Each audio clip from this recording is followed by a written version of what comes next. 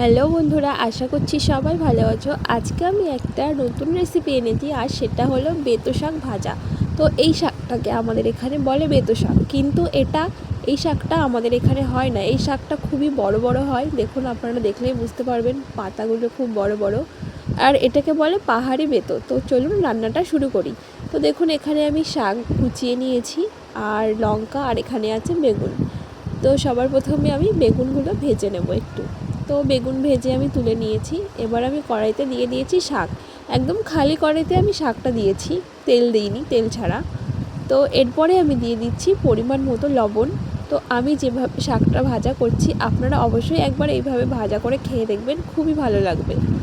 তো দেখুন আমি শাকটা প্রথমে খালি কড়াইতে সেদ্ধ করে তুলে নিয়েছি।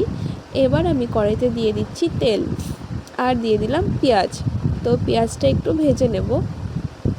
আপনারা চাইলে পেঁয়াজের জায়গায় রসুনও দিতে পারেন, আর যদি আপনারা নিরামিষ খেতে চান তো এখানে আপনারা কালো জিরে বা জিরে ব্যবহার করতে পারেন। তো এবার আমি ভেজে রাখা শাক আর বেগুনটা দিয়ে দিলাম। এবার খুব ভালো করে ভেজে নেব। এবার দিয়ে দিচ্ছি পরিমাণ মতো লবণ, হলুদ আর সামান্য একটু চিনি দিয়ে ভালো করে শাকটা এবার আমি ভেজে নেব।